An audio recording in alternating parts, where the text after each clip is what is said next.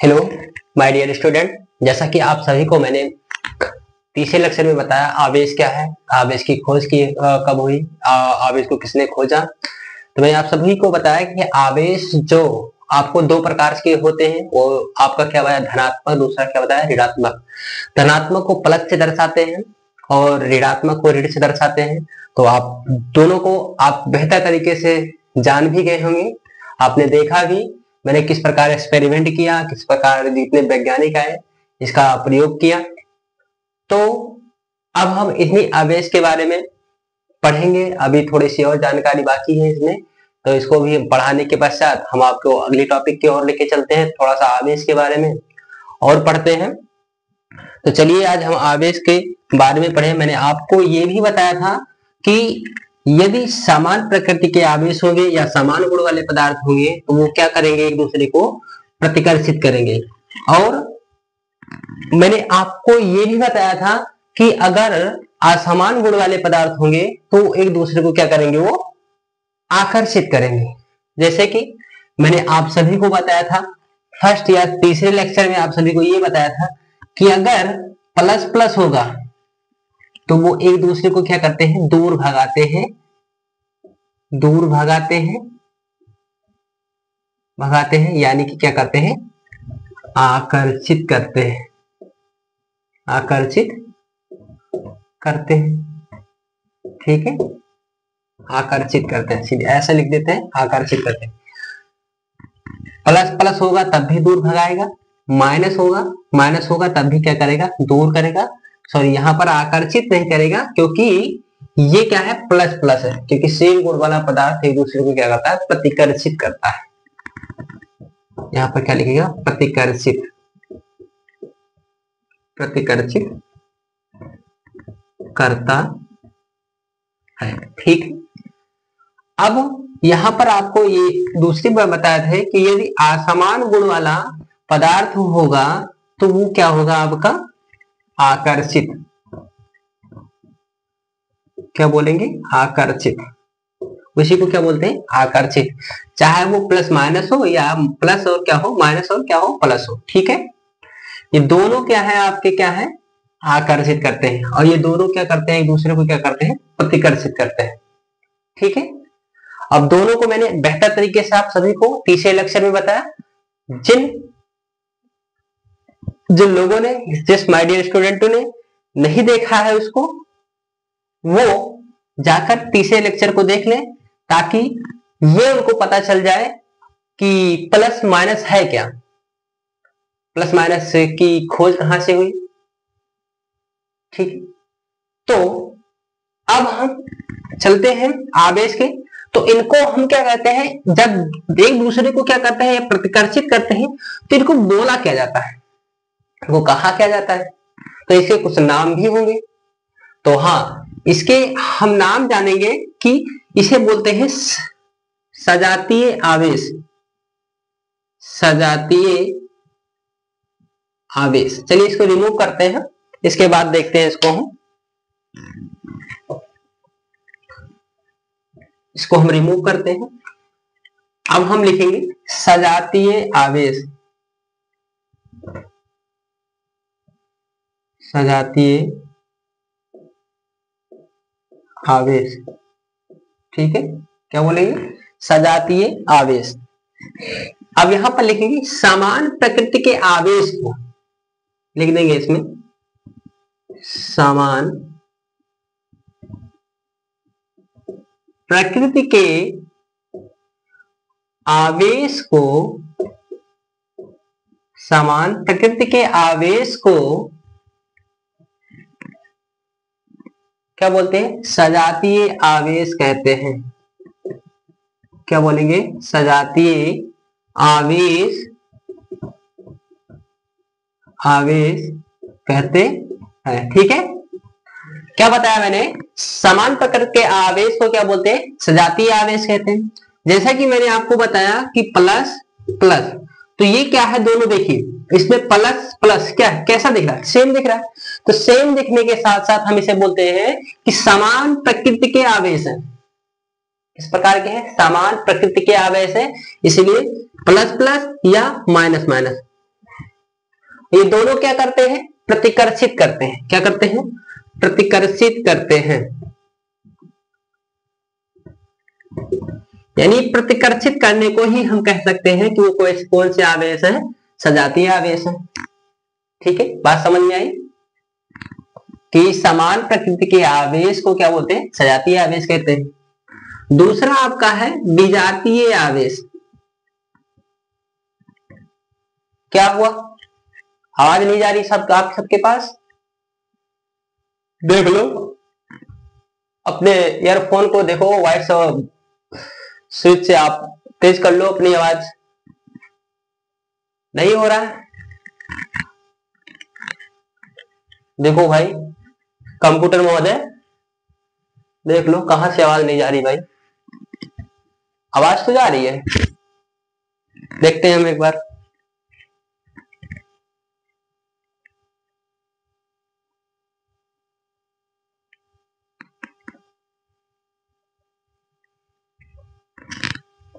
जा तो रही है आवाज,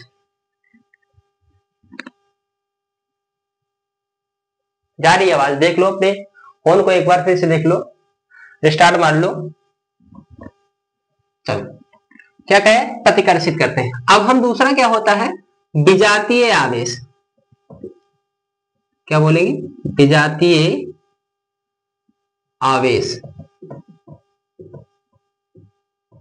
विजातीय आवेश क्या होता है, असमान प्रकृति के आवेश को या विपरीत प्रकार के आवेश को, विपरीत प्रकार के आवेश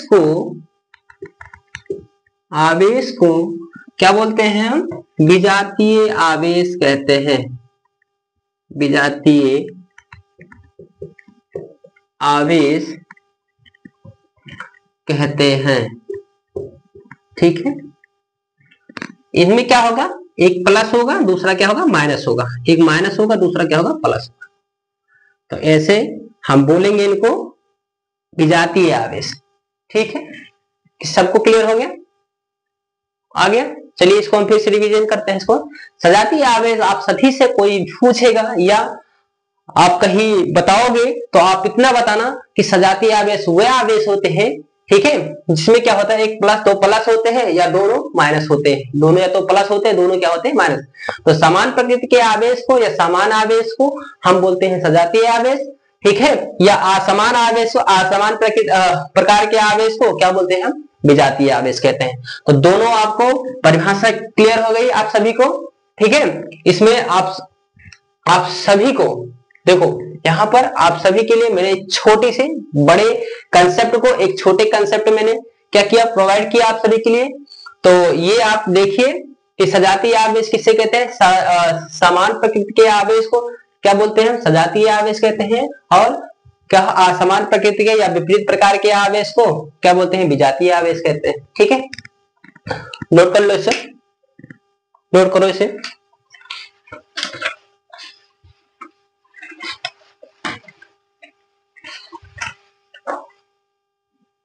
ठीक है, हो गया नोट। चलो अब इसके बाद हम पढ़ेंगे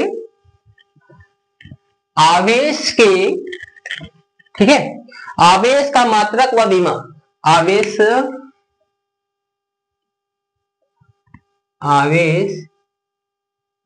की मात्रा व विमा।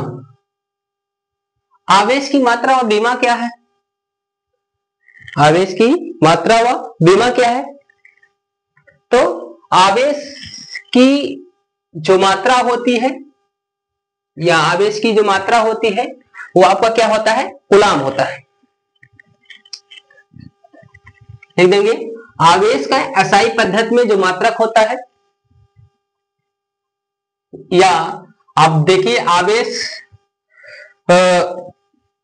या आपको ऐसे इसको देख लीजिए, आवेश के लिए मैंने बताया था आवेश का मात्रक कैसे निकाला जाता है। ठीक है, तो आवेश के लिए मैं आपको बताऊं, इसका फार्मूला पहले पढ़े थे 9th क्लास में कि किसी चालक में या हाई स्कूल में पढ़े थे, किसी चालक में एकांक समय में प्रवाहित धारा को, किसी चालक में एकांक समय में प्रवाहित धारा को क्या बोलते हैं हम, या धारा के लिए सूत्र था वो, किसी चालक में एक सेकंड में प्रवाहित आवेश को क्या बोलते हैं, धारा बोलते हैं। तो वहां पे धारा के लिए सूत्र निकला था I इक्वल टू क्या निकला था, या हाँ I बराबर Q अपान क्या निकला था T, या Q बराबर क्या निकला था IT। ठीक है, ये किसी चालक में एकांक समय में प्रवाहित आवेश को क्या बोलते हैं, वैद्युत धारा कहते हैं। यह धारा बराबर आपका सूत्र निकला था I equal to Q by T, तो Q इक्वल टू क्या हुआ IT। जहां पर आवेश का जो मात्रक होता है, यहां पर इसको नोट के तौर पर लिख लीजिएगा, इधर हम साइड में लिखते रहे कि आप धारा का सूत्र पढ़े थे I इक्वल टू क्या होता है Q अपान टी। ठीक है, किसी चालक में एकांक समय में प्रवाहित धारा को प्रवाहित आवेश को क्या बोलते हैं, धारा कहते हैं। धारा बराबर I Q अपान क्या होता है T। ठीक है, अब हम यहाँ पर Q इक्वल टू क्या रखेंगे IT। ठीक है, यहाँ पर I मतलब क्या होता है एम्पियर, I मीन्स क्या होता है एम्पियर, और क्या होता है यहां पर, इसको क्या बोलेंगे T मतलब क्या सेकेंड, तो इसको बोलते हैं एम्पियर सेकेंड। ठीक है, तो यहां पर Q इक्वल टू इसी IT एम्पियर सेकेंड को क्या बोला गया है कूलाम। ठीक है, इसको इसी को बोलते हैं एम्पियर सेकेंड को क्या बोलता है, इसी को क्या बोला जाता है कूलाम। ठीक है, अब यहां पर सूत्र मैंने बताया आप सभी को सूत्र बताया कि आवेश का मात्रक व विभव बताया। तो यहां पर आवेश का एसआई पद्धति में मात्रक लिखेंगे, यहां पर इसको रेजर कर देते हैं, आप समझ गए ही हैं, ऐसे इसको हाई स्कूल में आप पढ़े थे। तो यहां पर लिखेंगे हम आवेश का एसआई, आवेश का एसआई पद्धति में मात्रक, आवेश का एसआई पद्धति, एसआई क्या बताया, एसआई पद्धति में मात्रक, मात्रक जो होता है वो क्या होता है कूलाम। क्या होता है, क्या कूलाम। एसआई मात्रक क्या होता है कूलाम होता है, क्या होता है कूलाम होता है, कूलाम होता है। ठीक, मैंने बताया आवेश का एसआई पद्धति में जो मात्रक होता है वो क्या होता है कूलाम होता है, और यमकेएस पद्धति में आवेश का एमकेएस पद्धति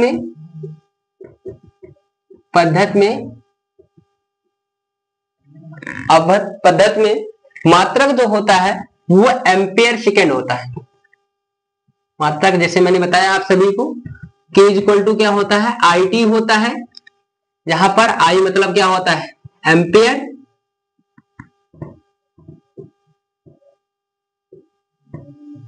इसके मतलब क्या होता है सेकेंड, क्या होता है एम्पियर सेकेंड। आवेश का मात्रक जो होता है वो क्या होता है यहाँ पर एम्पियर सेकेंड, एम्पियर क्या होगा सेकेंड। ठीक है, अब एम्पियर सेकेंड मैंने बताया आवेश का यमकेएस पद्धति में जो मात्रक होता है वो क्या होता है आपका एम्पियर सेकेंड होता है। ठीक, ऐसा ही मात्रक पूछा जाएगा तो आप क्या बताओगे कूलाम होगा। आपसे ये भी पूछेगा आवेश का सबसे बड़ा मात्रक क्या होता है, आवेश का सबसे बड़ा मात्रक क्या होता है, तो यहां पर लिख देंगे हम आवेश का सबसे बड़ा मात्रक, सबसे बड़ा मात्रक जो होता है वो फ्रैंकलिन होता है। क्या होता है फ्रैंकलिन। आवेश का सबसे बड़ा मात्रक क्या होता है फ्रैंकलिन होता है। आवेश का सबसे छोटा मात्रक क्या होता है आपका, आवेश का सबसे बड़ा मात्रक, सॉरी यहां पर छोटा है, आवेश का आवेश का सबसे छोटा मात्रक आपका क्या होगा? ये आपका फैराडे होगा। क्या होगा? फैराडे। क्या होगा? फैराडे होगा। ठीक है, मैंने आप दोनों को बताया कि आवेश का, सबसे पहले मैंने बताया आवेश की जो बीमा होती है वो क्या होते हैं? गुलाम होती है। आवेश को इसे सी से प्रदर्शित करते हैं या क्यू से प्रदर्शित करते हैं। ठीक है, आवेश का एमकेएस पद्धति में जो मात्रक होता है वो एम्पियर सेकंड होता है, और आवेश का जो सबसे छोटा मात्रक होता है, सबसे छोटी यूनिट जो होती है वो आपकी क्या होती है? फ्रैंकलिन होती है। दूसरी बात क्या होती है? आवेश का सबसे छोटा मात्रक जो होगा, यहाँ पर ये बड़ा मात्रक है, सॉरी यहाँ पर लिखेंगे हम बड़ा मात्रक। क्या होगा? बड़ा मात्रक क्या होगा? फैराडे। क्या होगा? फैराडे। तब मैंने आपको बताया कि आवेश को, जो फिर से आवेश को एसआई पद्धति में जो मात्रक होता है वो कूलाम होता है। आवेश का जो एमकेएस पद्धति में जो नाम होता है वो आपका एम्पियर सेकंड होता है। आवेश का सबसे छोटी यूनिट जो होती है वो आपकी क्या होती है? फ्रैंकलिन होती है। और आवेश की सबसे बड़ी यूनिट जो होती है वो आपकी क्या होती है? फैराडे होती है।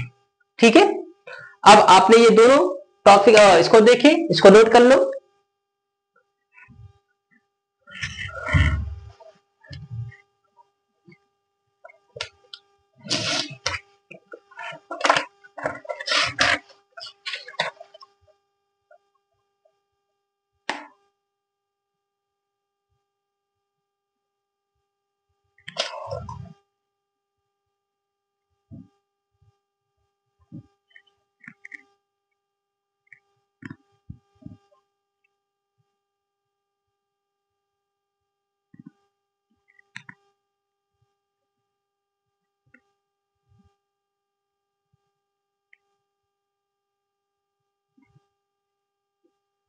ओ, यहां पर मैंने जो फ्रैंकलिन लिखा है ये फ्रैंकलिन नहीं रहेगा आपका, मैंने आपको गलत बताया। ये आवेश का जो छोटा मात्रक होता है वो होता है आपका ESU।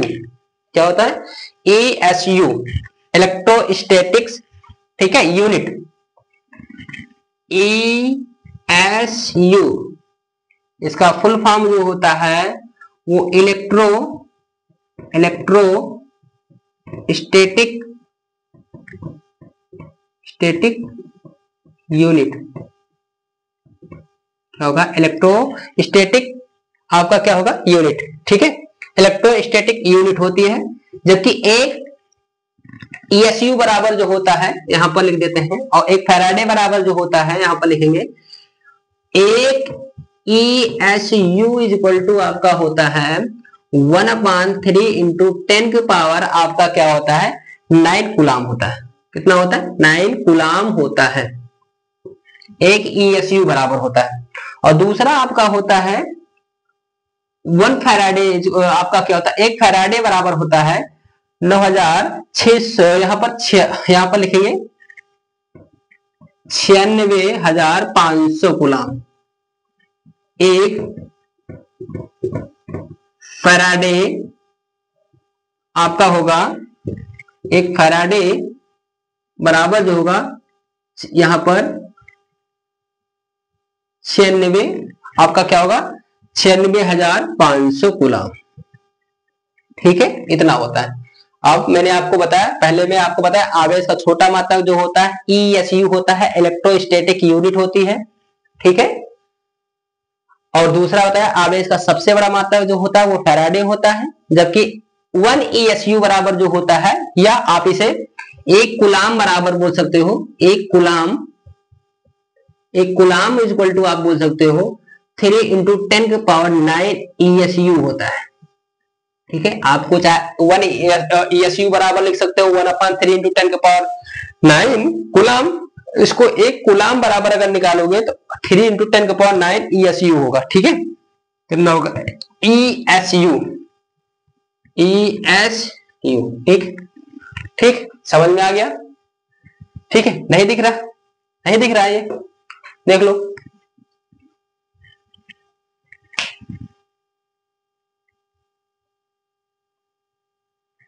दिख रहा है? देखो, फिर से देख लो, दिख रहा है, पूरा दिख रहा है। ठीक है, फिर से एक बार रिवीजन करते हैं। मैंने बताया आवेश को जो एसआई मात्रक होता है, मैंने बताया आवेश का एसआई मात्रक कूलाम होता है। एमकेएस पद्धति आपका होता है, एमकेएस पद्धति में आपका होता है, यहाँ पर मैंने बताया एम्पेयर सेकंड, एमकेएस पद्धति में आपको बताया एम्पेयर सेकंड। आवेश का जो छोटा सबसे छोटा मात्रक होता है वो ESU, ESU क्या होता है, ESU electrostatic unit, electrostatic unit, ठीक है। आवेश का सबसे बड़ा मात्रक जो होता है फैराडे, क्या होता है फैराडे, आपका 1 फैराडे इक्वल टू होता है आपका 96,500 कूलाम, 96,500 कूलाम, 96,500 कूलाम।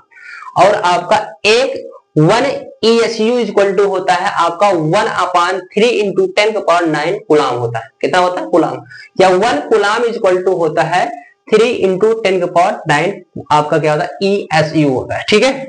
यहां पर अब मैंने आवेश जाना, आवेश की बीमा जानी, अब हम इसके बाद क्या आवेश के मात्रक, ठीक है,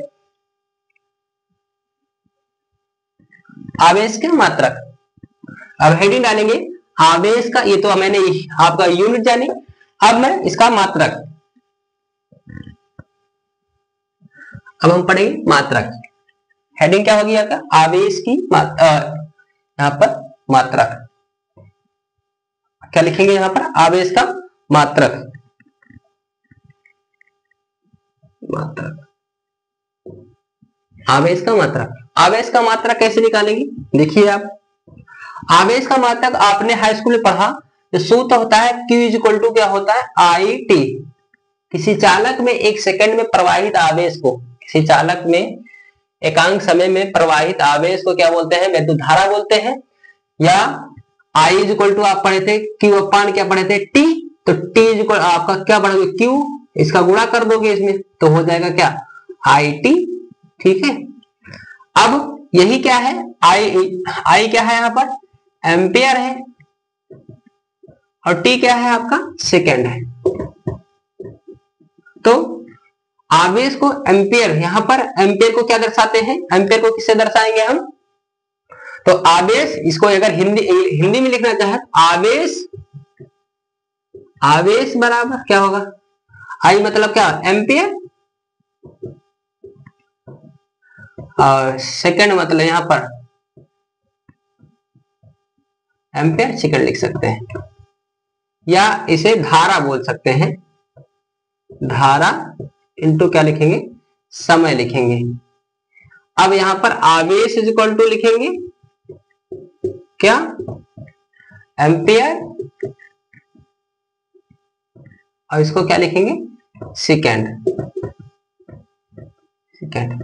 एम्पियर को ए से दर्शाते हैं, सेकंड को एस से, तो यहां पर आवेश को किससे दर्शाते हैं,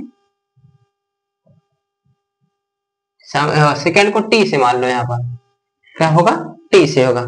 तो यहां पर इसकी जो बीमा होगी वो आपकी क्या होगी, इसकी जो बीमा होगी वो आपकी क्या होगी आई एम्पियर से ए, और इसका क्या होगा टी, ये आपकी क्या हुई, ठीक है। सबसे ज्यादा महत्वपूर्ण है क्वेश्चन ये आपका हो सकता है कि आवेश का जो मात्रक होता है वो क्या होता है आपका 80, ठीक है, आपसे मात्रक पूछ सकता है, और इसका बीमा पूछ, ये आपका बीमा है, सॉरी ये बीमा है आपकी, वो क्या थी आपकी ये बीमा है, वो आपका क्या है था मात्रक। मात्रक क्या होता है आवेश का एम्पियर सेकेंड, और इसकी बीमा की बात की जाए तो वो क्या होती है 80, ठीक है। इसको रिमूव करते हैं, और इसके बाद हम पढ़ेंगे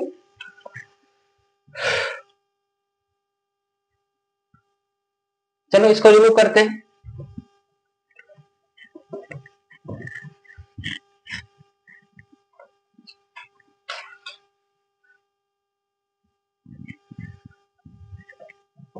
अब इसमें हम जानेंगे कि लोड के तौर पर ये जानेंगे, आप लोड के तौर पर क्या जानोगे, इलेक्ट्रॉन पर आवेश, सबसे पहले क्या होगा, जो इलेक्ट्रॉन होते हैं उस इलेक्ट्रॉन पर आवेश कितने होते हैं, इलेक्ट्रॉन पर आवेश क्या होगा, इलेक्ट्रॉन पर क्या जानोगे आवेश, या इसको रुककर आप क्या करोगे, सबसे पहले इसके पहले मूल आवेश जान लो, क्या होगा मूल आवेश। मूल आवेश किसे कहते हैं? मूल आवेश, ठीक है। मूल आवेश क्या है? मूल आवेश के लिए वह न्यूनतम आवेश, क्या लिखोगे? वह न्यूनतम आवेश जो अस्थायी होता है, वह न्यूनतम आवेश जो क्या होता है? अस्थायी होता है। अस्थायी होता है, क्या बोला? वह न्यूनतम आवेश जो अस्थायी होता है मूल आवेश कहलाता है। क्या कहलाता है? मूल आवेश, मूल आवेश कहलाता है। ओके ओके, आ गया सबको समझ में? क्या बताया? वह न्यूनतम आवेश जो, क्या बताया? वह न्यूनतम आवेश जो अस्थायी होता है, इसका मान क्या होता है? फिक्स होता है। क्या कहलाता है? मूल आवेश कहलाता है। क्या कहलाता है? मूल आवेश कहलाता है। या इलेक्ट्रॉन के आवेश को ही क्या कहते हैं? या ऐसे बोलते हैं, या इसके या बोला जा सकता है, या इलेक्ट्रॉन के आवेश को ही, इलेक्ट्रॉन के आवेश को ही, आवेश को ही क्या बोलते हैं? मूल आवेश कहते हैं। मूल आवेश क्या होगा? कहते हैं। ठीक है, आ गया सबको? आप दोनों तरीके से डिफिनेशन दे सकते हो। या कहो कि वह न्यूनतम आवेश जो अस्थायी होता है मूल आवेश कहलाता है, या इलेक्ट्रॉन के आवेश को ही क्या बोलते हैं? मूल आवेश कहते हैं। दोनों तरीके से डिफिनेशन पता चल गई।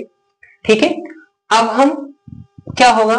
मूल आवेश को हम किससे दर्शाते हैं? ठीक है, मूल आवेश को ई से प्रदर्शित करते हैं। मूल आवेश को ई से प्रदर्शित करते हैं। ई से प्रदर्शित करते हैं। क्या करते हैं? मूल आवेश को किससे दर्शाते हैं? ई से प्रदर्शित करते हैं।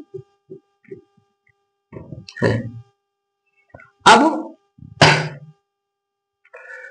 एक या बोल सकते हो मूल आवेश का जो मान होता है या वैल्यू जो होती है, मूल आवेश यानी E इज इक्वल टू आपकी होती है 1.6 इंटू 10 के पावर -19 कूलाम। क्या होता है? 1.6 इंटू 10 के पावर माइनस क्या होता है? 19 कूलाम होता है। हाँ, मूल आवेश की जो खोज यानी कि जो वैज्ञानिक थे मूल इलेक्ट्रॉन की खोज की थी, वो मिल्टन नामक वैज्ञानिक थे। कौन थे? मूल आवेश की खोज, मूल आवेश की खोज, आवेश की खोज मिल्टन नामक वैज्ञानिक ने की थी। कौन ने? मिल्टन। क्या लिखेंगे हम? मिल्टन। मिल्टन। मूल आवेश की खोज किसने की थी? मिल्टन ने की थी। मिल्टन ने की थी। ठीक है, क्या बताया? मूल आवेश की खोज किसने की थी? मिल्टन ने की थी।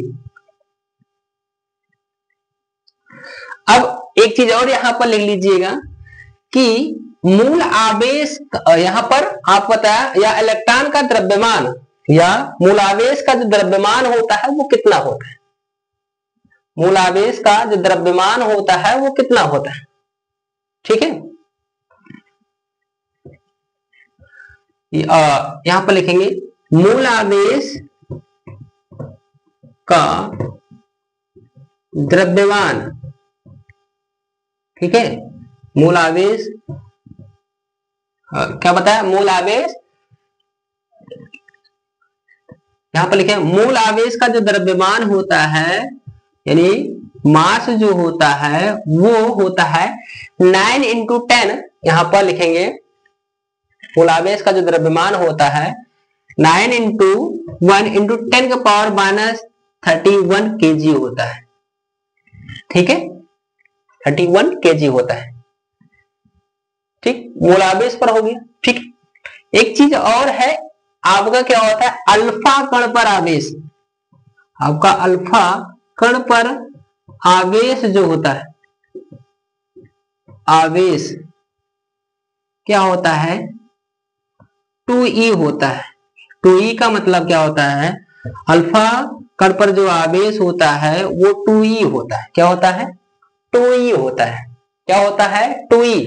तो कहने का मतलब है 2 इलेक्ट्रॉन पर आवेश, इसको लिख सकते हैं 1e, मतलब यहाँ पर क्या है एक इलेक्ट्रॉन पर आवेश इतना है, तो यानी 2e पर कितना होगा 2 इंटू यहाँ पर लिख देंगे हम 30, यहाँ पर 19 कूलाम, यहाँ पर 1 यहाँ पर 1.6 से इसको मल्टीपल करोगे 32 पॉइंट यहाँ पर 10 के पावर क्या होगा 19 कूलाम हो जाएगा। ठीक है, हो गया, यहां तक नोट की, यहां तक नोट भी कर लो आप सभी लोग। ठीक है, यहां तक समझ में आया।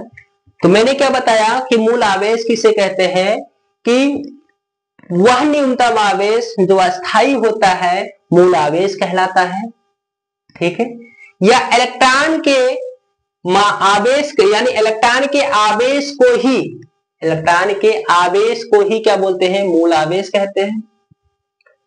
इलेक्ट्रॉन के आवेश को ही क्या बोला जाए मूल आवेश कहते हैं। मूल आवेश को ई से प्रदर्शित करते हैं, किससे, मूल आवेश को ई से प्रदर्शित करते हैं। मूल आवेश को ई से प्रदर्शित करते हैं। मूल आवेश 1 इज इक्वल टू आपका हुआ तो 1.6 इंटू 10 के पावर माइनस 19 कूलाम होता है। ठीक है, मूल आवेश की खोज जो की थी मिल्टन ने की थी। मूल आवेश का जो द्रव्यमान होता है यमी इंटू 9 इंटू 10 इंटू 10 के पावर माइनस का 31 kg होता है। अल्फा कण पर जो आवेश होता है वो 2e होता है। ये आपका न्यूमेरिकल में सबसे ज्यादा पूछा जाएगा कि अल्फा कण पर जो आवेश होते हैं वो कितने होते हैं, तो वो आपका क्या होगा 2e होगा, याद रखना, क्योंकि ये न्यूमेरिकल्स में सबसे ज्यादा यूज होने वाले आपके टॉपिक है, ये सबसे ज्यादा महत्वपूर्ण बिंदु है आपका। ठीक है, तो आप इतना याद रखिएगा अल्फा कण पर जो आवेश होते हैं वो 2e होते हैं। अब आगे हम चलते हैं। अब यहां पर आता है नाभिक के भीतर या आपका परमाणु के या नाभिक में पाया जाने वाला इलेक्ट्रॉन के साथ क्या होता है प्रोटॉन, जो कि क्या करता है वस्तु को उदासीन कर रखता है। जितना इलेक्ट्रॉन होता है प्रोटॉन जो होता है अगर दोनों की संख्या क्या होती है बराबर होती है तो वस्तु कैसी होती है उदासीन होती है। तब हम जानेंगे प्रोटॉन पर जो द्रव्यमान होता है नाभिक के अंदर पाया जाने वाला जो प्रोटॉन होता है, लिखेंगे हम प्रोटॉन का द्रव्यमान या प्रोटॉन का जो मान होता है, प्रोटॉन पर जो चार्ज होता है जितना इलेक्ट्रॉन पर होता है चार्ज उतना क्या होता है प्रोटॉन पर भी होता है। लिखेंगे प्रोटॉन पर आवेश, क्या लिखेंगे प्रोटॉन पर आवेश, प्रोटॉन पर आवेश आपका होता है 1.6 इंटू 10 के पावर माइनस कितना होता है 19 कूलाम, यानी इसे P से दर्शाते हैं। और प्रोटॉन का जो द्रव्यमान होता है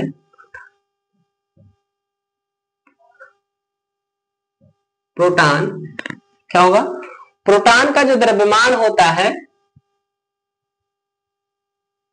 प्रोटॉन का द्रव्यमान mp ये होता है 1.67 इंटू 10 के पावर माइनस 29 kg होता है। ठीक है, 27 होता है, क्या होता है 27, 1.67 इंटू 10 के पावर माइनस क्या होगा 27 होता है। यानी बताया प्रोटॉन पर जो आवेश होता है वो क्या होता है 1.6 इंटू 10 के पावर माइनस क्या होगा 19 होगा। ठीक है, और प्रोटॉन पर जो द्रव्यमान होता है जो मास होता है भार जो होता है वो 1.67 इंटू 10 के पावर माइनस 27 होता है। ठीक, अब हम आगे क्या चलेंगे, ये नोट कर लो, समझ में आ गया ये सब।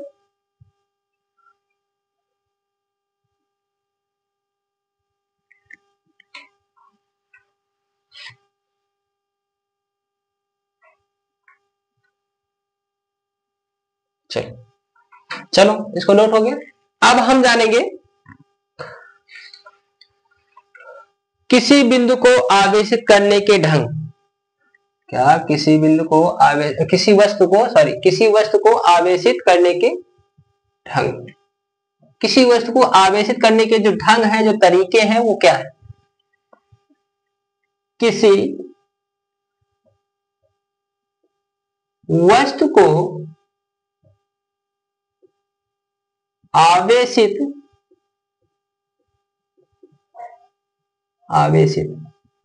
करने के ढंग। क्या बोले? किसी वस्तु को आवेशित करने के ढंग। क्या बताया था? तो किसी वस्तु को मैंने आप सभी को बताया था, जो प्लस धनात्मक और ऋणात्मक की खोज बताई थी। तो मैंने बताया था कि घर्षण बल, घर्षण के द्वारा क्या होता है, किसी वस्तु को रगड़ने पर क्या होता है, इसमें आपका क्या होता है, प्लस और माइनस प्राप्ति होती है। तो बताया कि किसी वस्तु को, मतलब किसी वस्तु को आवेशित करने के जो सही ढंग है वो क्या है। किसी वस्तु को जो आवेशित किया जाता है वो ढंग कौन कौन से हैं। तो ये ढंग आपके क्या है, आपके मुख्य रूप से 5 प्रकार के होते हैं। वस्तु को आवेशित करने के जो ढंग है वो मुख्य रूप से कितने होते हैं? 5 प्रकार के होते हैं। मुख्य रूप से क्या होते हैं, लिखेंगे। वस्तु को आवेशित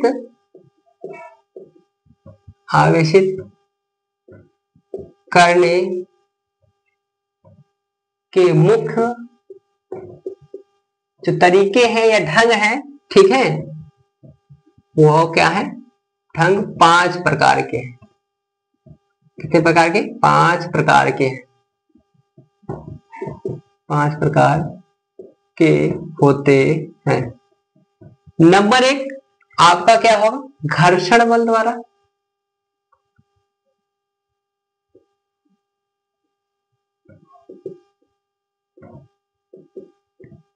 ठीक है। नंबर 2 आपका क्या बताया? एक बताया घर्षण बल द्वारा, दूसरा चालन विधि द्वारा। चालन, घर्षण विधि द्वारा लिखेंगे, हम बल नहीं लिखेंगे, घर्षण विधि द्वारा, चालन विधि द्वारा, चालन विधि द्वारा, ठीक है। क्या बताया? घर्षण विधि द्वारा, चालन विधि द्वारा, प्रेरण द्वारा। क्या बताया गया? प्रेरण द्वारा,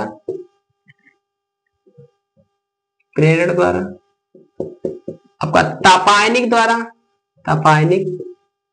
उत्सर्जन द्वारा,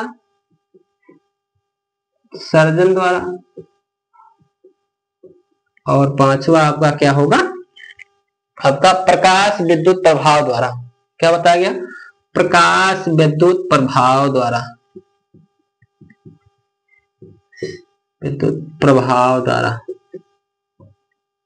प्रभाव द्वारा। ठीक है। आपको मैंने बताया कि वस्तु को आवेशित करने के जो मुख्य ढंग है वो 5 हैं। नंबर 1 क्या बताया? घर्षण द्वारा। दूसरा क्या बताया? चालन विधि द्वारा। तीसरा आपका क्या बताया गया? प्रेरण द्वारा। चौथा आपका बताया गया तापायनिक उत्सर्जन द्वारा। 5वां आपका बताया गया प्रकाश विद्युत प्रभाव द्वारा। क्या बताया? प्रकाश विद्युत प्रभाव द्वारा। ठीक है। अब 5 टॉपिक को देखिए, जिनमें से आपके मुख्य जो होंगे घर्षण विधि होंगे, चालन विधि होंगे, और क्या होगा? प्रेरण द्वारा होगा। 3 आपके मुख्य हैं। बाकी आप क्या है यहाँ पर वो आगे पढ़ सकते हो। मैंने 5 विधि बताई इसमें कि आपको जो विधियां है, जो वस्तु को आवेशित करने के जो ढंग है, वो सही तरीके जो है वो आपके क्या है? 5 है मुख्य रूप से। वो कौन कौन से हैं? मैंने बताया कि घर्षण विधि, ठीक है, दूसरा चालन विधि, तीसरा प्रेरण विधि, और चौथा आपका तापायनिक उत्सर्जन विधि, और 5वां आपका बताया प्रकाश विद्युत प्रभाव द्वारा। ठीक है, या प्रकाश विद्युत प्रभाव के द्वारा जो उत्सर्जन यहाँ पर क्या आवेशित करने के जो ढंग होते हैं वो कैसे होते हैं। ठीक है। तो यहीं पर अपनी क्लास को हम एंड करते हैं। ठीक है, आप सभी लोग इसी तरह पढ़िए अच्छी तरीके से और रिवीजन कीजिए ताकि आप वो पीछे की चीजों को ना भूलें। तो इस तरह अपनी पढ़ाई को बरकरार रखें। इसी पर हम क्या करें, अपने क्लास को एंड करते हैं। तो मिलते हैं आपको नेक्स्ट सेशन के साथ इसी पर। तो इसको याद कर लीजिएगा। कल हम इनके परिभाषाएं जानेंगे कि घर्षण द्वारा क्या होता है, घर्षण द्वारा विद्युत का प्रयोग जानेंगे, कैसे प्रयोग के आधार पर हमको जानेंगे कैसे ये घर्षण विद्युत द्वारा आवेशित होते हैं। ठीक है, जैसे कि मैंने आप सभी को ऐसे बता ही दिया है। तो ठीक है, आप सभी को पढ़िएगा। ठीक, गुड नाइट सभी दोस्तों को।